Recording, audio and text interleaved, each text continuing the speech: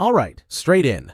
Number 1. Stomach acid factory. Right now, as you sit there, maybe eating, maybe just existing, your stomach is running an industrial-scale chemical plant that could strip the paint off a car. That's not hyperbole. The hydrochloric acid sloshing around in your belly has a pH between 1 and 2, which is about the same as battery acid. If you bottled it and poured it on a metal coin, it would start dissolving. So, try not to think about that while you're swallowing food.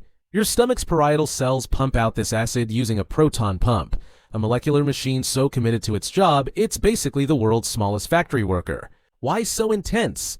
Because your body has one mission here. Break food down into tiny pieces before it can actually help you. Proteins, acid unfolds them like a villain pulling the strings off a sweater. Bacteria, acid nukes them before they can colonize your intestines.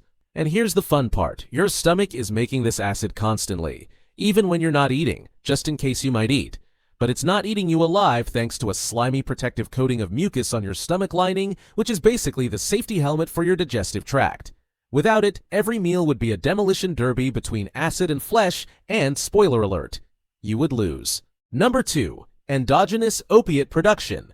You're basically your own drug dealer, but with better quality control. When you laugh, exercise, or even stub your toe and try to pretend it didn't hurt, your brain releases endorphins, your personal stash of opioid-like chemicals. These little molecules hook into the same receptors as morphine or heroin, except they don't ruin your life or make you sell your furniture. Endorphins are part of your body's way of saying, hey, you're doing something useful, let's make this feel good so you'll keep doing it. That's why runner's high exists. Your body is tricking you into thinking voluntarily pounding your joints into pavement for hours is a great idea. They also show up when you're stressed or hurt, dulling pain so you can focus on survival instead of whining. Think ancient human running from a saber-toothed cat, not the time to curl up and moan about your twisted ankle. And when the crisis is over, the endorphin buzz fades and you remember, oh yeah, this does hurt. A lot. Nature's way of giving you a free trial before charging you full price. Number 3. Self-made detergent. You're constantly producing hydrogen peroxide. Yes, the same stuff you keep in a brown bottle under the sink that foams when you pour it on a cut. Except your body doesn't store it in a cute little bottle. It makes it fresh, on demand, as part of your immune defense system. White blood cells use enzymes like NADPH oxidase to turn oxygen into superoxide radicals, which then get converted into hydrogen peroxide. This is basically chemical warfare at the cellular level. Tiny bleach bombs lobbed at invading bacteria. And if that sounds dangerous to you, congratulations, it is dangerous. Which is why your body has an entire cleanup crew of enzymes like catalase to break it down before it starts killing you too. Think of it like your immune system playing both arsonist and firefighter at the same time. On one hand, it's a chemical death trap for germs. On the other, it's a carefully contained hazard zone so your tissues don't end up collateral damage. Number 4. Intestinal microbrewery. Your gut is basically running a 24/7 fermentation festival that would make a craft beer hipster weep with pride. Right now, trillions of bacteria in your intestines are feasting on whatever leftovers your stomach and small intestine couldn't be bothered to digest. And they're turning that buffet into, drumroll, alcohol, gases, and short-chain fatty acids. Yes, your gut literally produces ethanol. Not enough to get you drunk unless something is very wrong with you, but enough that auto-brewery syndrome is a real medical condition. It's rare, but in extreme cases, people have failed breathalyzer tests without touching a drop of alcohol because their microbiome decided to open a speakeasy.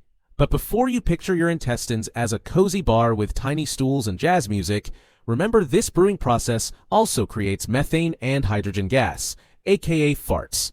Those gases are the exhaust fumes of microbial fermentation, and they're an unavoidable part of being alive.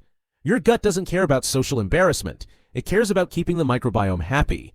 And honestly, you need those bacteria, because they also make vitamins, strengthen your immune system, and help you digest complex carbs. So yeah, you're basically hosting a microscopic pub crawl inside your body, with very questionable air quality. Number 5. Selective body odor production. You might think all sweat smells bad, but surprise, most of it is odorless. The real stink factory is your apocrine sweat glands, the ones in your armpits, groin, and around certain other scent-forward areas. These glands don't just excrete salty water like your eccrine glands do, they produce a thicker, milky secretion rich in proteins and lipids. On its own, this fluid doesn't smell like anything horrifying. But give it to your skin bacteria, and boom! They throw a barbecue and start breaking it down into pungent compounds like 3-methyl-2-hexanoic acid. That's the molecule behind that signature I forgot deodorant aroma. Hans, from an evolutionary standpoint, this wasn't always a bad thing. Our ancestors probably used these smells as personal ID cards, broadcasting health status, sexual maturity, and possibly, stay away, I'm sweaty and annoyed. Unfortunately, in modern society, we don't interpret that as a sexy primal signal. We interpret it as, please sit somewhere else on the bus. So next time you wonder why your workout shirt could peel paint after a gym session, remember, that's not just sweat. That's a complex biochemical collaboration between your glands and your microbial roommates. And they are very committed to their craft. Number 6. Memory-making reaction. Your brain is a relentless archivist, constantly deciding what to keep and what to toss. Every time you form a memory, you're engaging in a chemical construction project. The star players, neurotransmitters like glutamate and neuromodulators like dopamine, plus a whole suite of enzymes and structural proteins that remodel your synapses. When you learn something, like a new phone number or the fact that sloths can hold their breath longer than dolphins, neurons communicate by releasing neurotransmitters into synapses.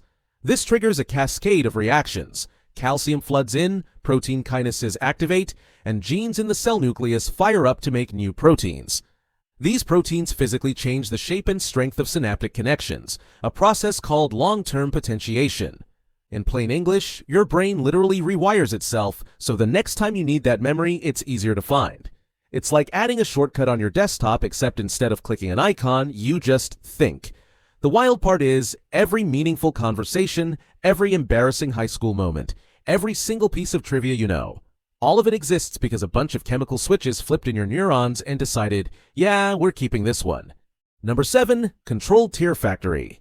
Crying might seem purely emotional, but your tear ducts are actually pulling off a pretty complex bit of chemistry every time you get misty-eyed. Lacrimal glands, the tiny almond-shaped blobs above your eyes, produce a mix of water, salts, lipids, enzymes, and proteins. That's not just salty water running down your face. That's a custom chemical cocktail tailored to the situation. There are 3 types of tears. Basal tears are your daily windshield wipers, keeping your eyes moist and clear. Reflex tears are the emergency flush system, triggered when you get something in your eye, or when you've made the life choice of chopping onions without goggles. And then there are emotional tears, which scientists think contain higher levels of certain hormones and proteins, possibly to help your body regulate stress. When you cry emotionally, your nervous system activates the parasympathetic branch, signaling your lacrimal glands to open the floodgates. The tears spill over your lower eyelid, mix with oils from your meibomian glands to prevent evaporation, and pick up lysozyme, an antibacterial enzyme so potent it can break down bacterial cell walls on contact. So yes, even your sobbing is chemically weaponized. Whether you're tearing up over a Pixar movie or because you accidentally sat on your own phone, your body is multitasking. Emotional release and eye hygiene, all in one messy package. That's all for today. I'll be making similar videos in the future. Subscribe to see them.